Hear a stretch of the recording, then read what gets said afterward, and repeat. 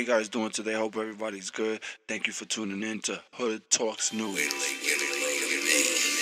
Ladies and gentlemen, Now it's time. finish it. Hood Talks News. Yeah, today I want to talk to you guys about quitting cigarettes and how I did it. I want to share my experience with y'all. Now, again, this is not the cure or, the tell-all tale. You can try this. Maybe it might work for you. But today I just want to share my experience of how I did it. I used to smoke a lot. After every event, after every moment, I had to have a cigarette. Was up to like a pack and a half a day. I was one where I'm from. They sell looses all over the place. So let's say I would travel somewhere. I'll get off the bus. I need a cigarette this, cigarette that. So the first time when I quit for a year. The second time, I think I quit for like a year and a half, almost 2 years. And then the third time, I permanently quit to currently. Yeah, so I just basically want to share with y'all how I did it and stuff. The last time I had like a permanent motivation. What had happened was I have recent, I was stressed out in my life, going through stuff. I was smoking more than usual. So what I ended up doing was one time I had got sick. And when you get sick, you can't really smoke cigarettes like that. So yeah, I was smoking cigarettes or whatever. I had, not to be gross or anything, but I had coughed out like something gray, some gray phlegm or whatever. I went on Google because, other times that had happened, it was a different color, whatever it is. So I thought it was like natural, whatever, but gray. So I was like, yeah. So when I had went on Google and I checked, it had basically said, if you have, seen that color, to quit, because the next step is blood, and then that means you're getting cancer in your lungs. So that was like a permanent motivation for me. After that, I just said, you know what, no more cigarettes, I'm done, good.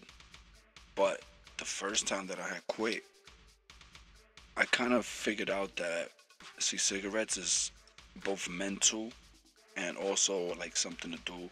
For instance, if you go on your break, you're not gonna walk around, so you smoke a cigarette. Let's say you're waiting for someone, or you're waiting for your cab, or whatever event it is. Sometimes we always use it as an excuse to smoke a cigarette.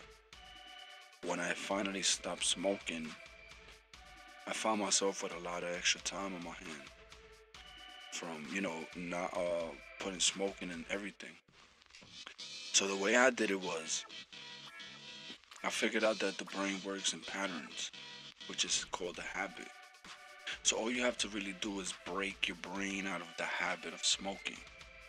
So the first way you do this is by not telling it that you're gonna quit smoking.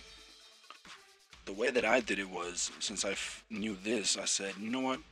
I'm not gonna tell my brain that I want to quit smoking because it's gonna be too big of a task. You're gonna overwhelm yourself. So what I did was I said, I'm not gonna smoke today. So basically that first day it was crazy. I probably did it for like to the afternoon, and then I smoked a cigarette. But then I didn't smoke a cigarette all the way to the next day. So what I did was, I took a cigarette, and every time I felt like smoking, I would take a couple of pulls, and I would smoke. But I would try to limit it to at least maybe like pushing it 3 cigarettes.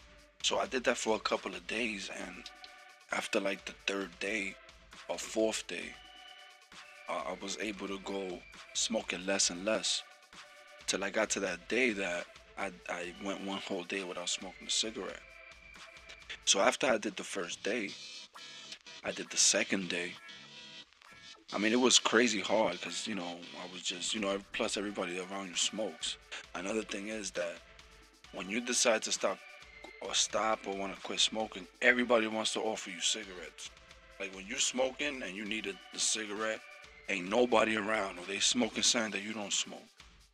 So I'm like, that made it kind of, hey, you want a cigarette? Yo, what's up? Let's go smoke a cigarette. You know what I'm saying? That was kind of like, but after like the third day of, just being like, yo, I'm not gonna smoke.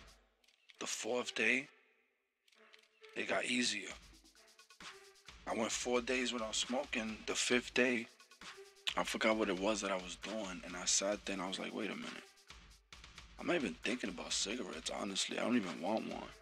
Like, it wasn't really like. So I was like, you know what? I'm just not gonna smoke no more. I said this is not the cure all. It's something to try. One thing that I wouldn't suggest is going cold turkey, because sometimes when you go cold turkey, you come back and you just go harder than you was before you started to try to quit. So I would say do it gradually, slow down, and then set goals, because if you try to, you're gonna overwhelm yourself and you're gonna want to give up, and then you're just not gonna stop smoking. Another thing that I want to talk about is when you decide to stop smoking, you have to decide to stop smoking not because somebody else is telling you, or because someone else wants you to do it, or because you think a certain. No, you have to 100% want to do it.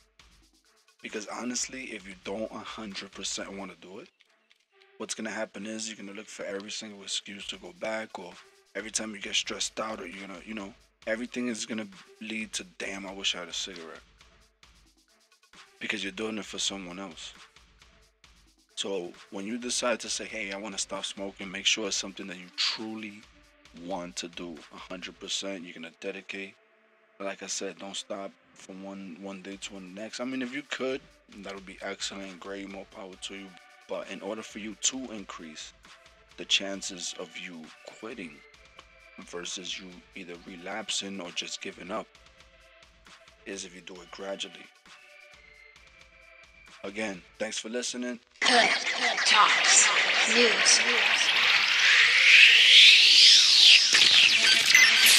Thanks for watching. Be sure to hit that subscribe button with the little bell right next to it to get all of the notifications of the future videos we will be dropping. Fire, fire, fire.